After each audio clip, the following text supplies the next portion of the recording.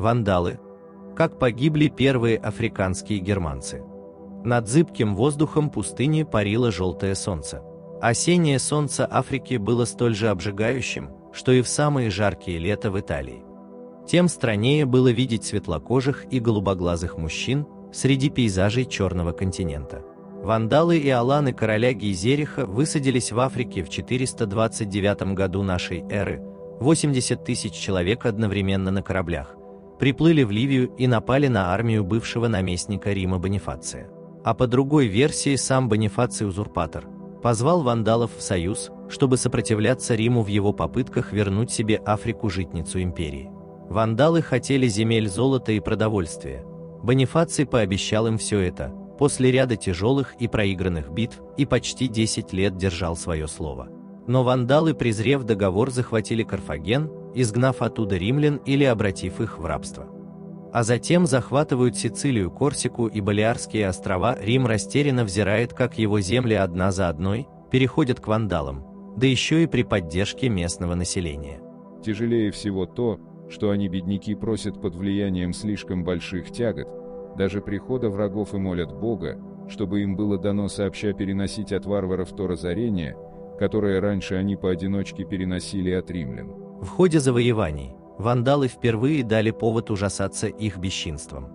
Когда они долго не могли взять город, они сгоняли под стены пленных и местных жителей и убивали их, бросая рядом, чтобы зловоние гниющих тел затрудняло обороняющимся всякий отпор. Особую ненависть вандалы испытывали к церквям. По всей Африке уцелело лишь 2, прочие были нещадно сожжены. Сам Гейзерих установил абсолютную власть, убив всех прочих претендентов на трон, вместе с детьми, и запретив народные собрания, которые ранее могли приводить к смене короля. Германские обычаи более не властны среди вандалов и уступили место абсолютной власти вождей. Гейзерих отбирает лучшие земли и отдает их своим приближенным, которых набирает не по знатности, а по личной преданности. Это приводит к заговору против его политики, но он быстро раскрывается, а участников ждут жестокие пытки и казнь. Тиран и диктатор стремительно учатся у Рима методам захвата и удержания единоличной власти. Вандалов от заговора погибло столько, как если бы они потерпели самое страшное поражение в битве, пишут римские историки. В это время в Риме убивают императора Валентиниана. Заговорщик Петроний Максим провозглашает себя правителем и женится на супруге Валентиниана Евдокии. Та, по легенде, призывает Гейзериха на помощь, с которым у Валентиниана был мирный договор. Однако и сам Петроний Максим всего лишь мстил безумному императору, который долго добивался его жены и, наконец, заманив ее во дворец, просто изнасиловал несколько лет назад. Максим, не подав вида, годами ткал эти мести, методично добился сначала убийства полководца Аэция императором по навету, так как тот был очень опасным охранником империи, а затем и самого императора. Гейзерих отплывает в Рим, едва ли из благородных побуждений, а скорее из-за славы и отменного грабежа. Рим, получив весть о готовящемся походе, начал собирать силы. Но Максим оказался в патовой ситуации. Население просто разбегается, солдаты предают, и город просто никто не намерен спасать. Паника и хаос царят в городе, и никто не в силах ее остановить. Наконец, по неизвестным ныне причинам, легионер Урсус убивает и самого императора. Было объявлено о приближении короля Гейзериха из Африки, и когда толпы в панике ринулись из города, когда он в страхе также хотел бежать, разрешив бежать всем остальным, он был зарезан императорскими рабами на его 77-й день правления.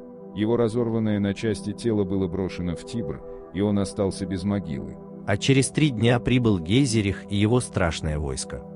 Не видя сопротивления, он методично 2 недели вывозит из Рима все, что имеет хоть какую-то ценность. Разбирают крыши, крушат статуи ради золотых украшений, обшаривают подвалы и погреба, а под конец многие тысячи людей уводят в рабство. Это было второе взятие Рима после его разгрома готами Алариха. В этот раз вандалы даже никого не убивали специально, но погром, учиненный ими, остался в памяти навека. Они уничтожили все духовные и материальные ценности, что не смогли увести с собой, превратив Рим в жалкий сарай нищего. Своего сына Гейзерих женит на Евдокии, а их внук Хильдерих станет последним королем вандалов. которые на награбленных ценностях стали стремительно романизироваться. Вандалы быстро полюбили роскошь, строили фонтаны и термы, увлекались музыкой и охотой, выписанные из Рима поэты прославляли местную власть. Народ стал изнеженным и слабым. Византийский император Юстиниан начнет войну с ними, как из соображений захвата бывших земель империи, так и по наущению православных патриархов, которым жалуется паства на притеснение язычников-вандалов. Миролюбивый и престарелый Хильдерих, не выносящий даже разговора о войне, терпит несколько поражений от набегов берберов, что настраивает против него знать вандалов. Его племянник Гелимер заключает Хильдериха под стражу, а затем убивает его, продолжая править от его имени. Полководец Велизарий привел в Африку большое войско из ромеев, готов и гуннов, и в сражении при Дециме он побеждает вандалов, заставив и бежать с поля боя. Вандалы даже оставили Карфаген, чтобы в глубине пустыни собрать новые силы и контратаковать. Визиготы и берберы, к которым обратился Гелимер, не согласились выступить против Рима. На помощь пришел лишь брат Гелимера из Сардинии, и их объединенное войско осадило Карфаген. Велизарий, подготовив город к осаде, неожиданно вышел с войском из ворот и напал на сардинскую часть войска вандалов и быстро опрокинул их строй, обратив в бегство. Вместо того, чтобы прийти на помощь брату, Гелимер бежит с поля боя, а за ним и прочие знатные вандалы. Византийцы без боя взяли лагерь разбежавшихся вандалов. Огромное царство вандалов пало, как карточный домик. Всего 5000 всадников Велизария разрушили царство, грозившее обоим империям. Это было смешно и трагично одновременно. То, что на словах казалось невозможным, на деле было выполнено, и то, что до этого часто представлялось недостижимым, затем, завершившись успехом, казалось достойным удивления. Потомок Гейзериха в 4-м поколении его царства, цветущие богатством и военной силой, были уничтожены в столь короткое время 5000 пришельцев, не знающих, куда пристать. Таково было число всадников, последовавших за Велисарием, которые затем вынесли всю войну против вандалов. Остатки вандалов сопротивлялись в укрепленных храмах, но быстро сдались и были отправлены на войну с персами. Вместе со своим королем, который веселил двор Константинополя песней, написанной о своей жестокой судьбе. Ее он исполнял, аккомпанируя себе на кефаре. Так пал народ вандалов, прошедший половину мира в поисках доблести, чтобы так ее и не обрести. Если вам понравилось видео, ставьте лайк и подписывайтесь на канал.